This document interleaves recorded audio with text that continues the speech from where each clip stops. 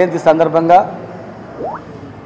ఆ జాతి బిడ్డలుగా వారికి ఘనమైన నివాళులు అర్పిస్తూ ఈ భారతదేశంలో మార్పుకు ప్రధాన కారణం ఇద్దరు ఒకరు మహాత్మా జ్యోతిబా పూలే, రెండవ సావిత్రిబాయి పూలే. ఈ అట్టడుగు వర్గాల వాళ్ళు ఒక రిజర్వేషన్ ప్రక్రియ ద్వారానే పైకి రాగలుగుతారు.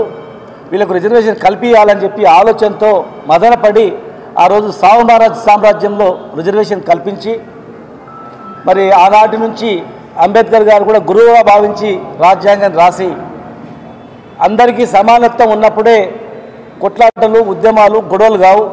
అందరూ సమానత్వం ఉన్నప్పుడు ఈ దేశం బాగుపడుతుందని ఆలోచన చేయడం జరిగింది. మరి మహిళలు చదువుకుంటేనే ఈ దేశం బాగుపడుతుంది. మహిళలు చదవడానికి బయటకు వస్తే మహిళల చెవులలో సీసం పోసి భయంకర పరిస్థితులు చేసే రోజుల్లో ఆమె భయపడకుండా మొట్టమొదటి దేశంలోనే మొట్టమొదటి ఉపాధ్యాయురాలు. ఆమె చదువు చెప్పడానికి వెళ్తే ఎంతోమంది అవమానించింది, బురదను చీర మీద పోసింది, అనేక రకాలుగా అసభ్యంగా ఎన్ని ప్రయత్నం చేసినా మొక్కవని ధైర్యంతో ఆమె చదువు చెప్పి ఈ దేశంలో మార్పు కారణమైంది. మరి వీళ్ళ ఆధారంగానే రాజ్యాంగం వచ్చింది, రాజ్యాంగం రావడం జరిగింది. అంబేద్కర్ గారు కూడా ఆదర్శంగా తీసుకొని ఆ రాజ్యాంగంలో ఆర్టికల్ 3 ఉన్నందుకే మన కేసీఆర్ గారు తెలంగాణ గురించి కొట్లాడిండు. ఇలా సావిత్రిబాయి పూలే ఆశయాలు తెలంగాణ రాష్ట్రంలో 10 సంవత్సరాల్లో గురుకులాలు ఏర్పాటు చేసి, హాస్టల్ ఏర్పాటు చేసి, మహిళలకు సపరేట్ స్కూళ్ళు, వాళ్ళకు ఒక వ్యవస్థను ఏర్పాటు చేసినటువంటి ఘనత ఇలా టీఆర్ఎస్ ప్రభుత్వానికి, కేసీఆర్ గారు. మరి ఇన్ని సంవత్సరాలు స్వాతంత్రం వచ్చినా కూడా ఇప్పటి కూడా మనం చూస్తూ ఉన్నాం, ప్రభుత్వాలు వస్తున్నాయి, దేశంలో పోతున్నాయి.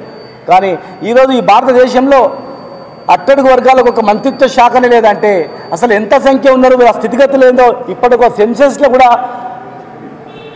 చేర్చడానికి కూడా వాళ్ళు ఒప్పుకోలేదంటే మరి ఈ దేశం యొక్క పరిస్థితి ఎట్లా ఉంది? ఇప్పటికి ఏం చేసిండ్రు? మన ఎట్లా చూస్తున్నారు? ఒక వస్తువుల్లాగా, ఒక పనిముట్లలాగా, ఒక ఓటు బ్యాంకులాగా చూస్తున్నారు తప్ప ఈ వర్గాలకు బాగు చేయాలనేటువంటి ఆలోచన చేయలేదు. ఎందుకంటే మన సంఖ్యనే చెప్పట్లేదు, స్థితిగత చెప్పట్లేదు. కనుక ఈరోజు సావిత్రిబాయి పూలే సందర్భంగా, జయంతి సందర్భంగా మరి ఖచ్చితంగా మనమందరం కూడా అందరూ అభివృద్ధి చెందాలని, సెన్సెస్లో కూడా బీసీ జాబితా చేర్చాలని చెప్పని, జనాభా ప్రాతిపదికగా అన్నిట్లో హక్కులు ఇవ్వాలని చెప్పని, రేపు ఈ రాష్ట్రంలో కూడా జరగబోయే మంత్రి పదవుల్లో కూడా దాదాపు 4 బీసీలకే ఇవ్వాలని, కేంద్రంలో మంత్రిత్వ శాఖ ఇవ్వాలని, కేంద్రంలో గురుకులాలు ఏర్పాటు చేయాలని, మొత్తం మహిళా గురుకులాలు ఏర్పాటు చేసినప్పుడే సావిత్రిబాయి పూలకు నిజమైన ఘనమైన నివాళులు అర్పించగలుగుతాం.